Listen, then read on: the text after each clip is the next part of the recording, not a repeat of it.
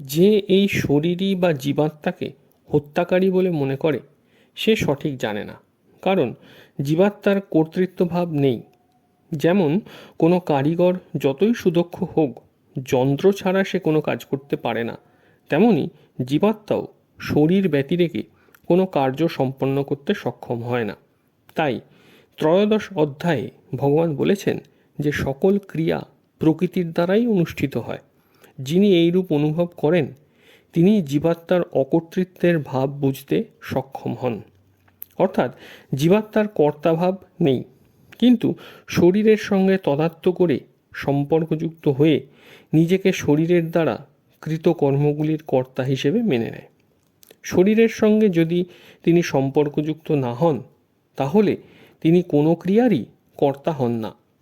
যে এই জীবাত্মাকে ঘাতক বলে জানে সেও সঠিক জানে না, এবং যে একে মরণশীল বলে জানে সেও ঠিক মতো জানে না। এখানে প্রশ্ন আসতে পারে যে যে জীবাত্মাকে হত্যাকারী এবং মরণশীল উভয়ই মনে করে সে কি ঠিক জানে? তার উত্তর হলো সেও ঠিক জানে না, কারণ বাস্তবে জীবাত্মা এরূপ নয়। এটি বিনাশকারীও নয়, বিনাশশীলও নয়। এটি নির্বিকার রূপে নিত্য নিরন্তর একইভাবে থাকে। সুতরাং এই শরীরীর বা জীবাত্মার জন্য শোক করা উচিত নয়।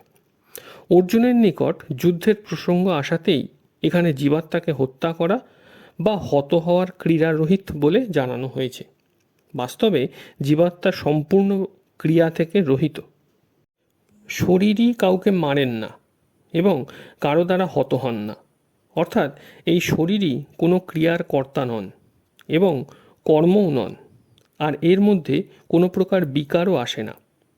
যে ব্যক্তি শরীরের মতো শরীরীকেও বিনাশকারী বা বিনাশশীল বলে মনে করে সে প্রকৃতপক্ষে শরীর এবং শরীরীর পার্থক্যের গুরুত্ব বোঝে না, এতে স্থিতি লাভ করে না।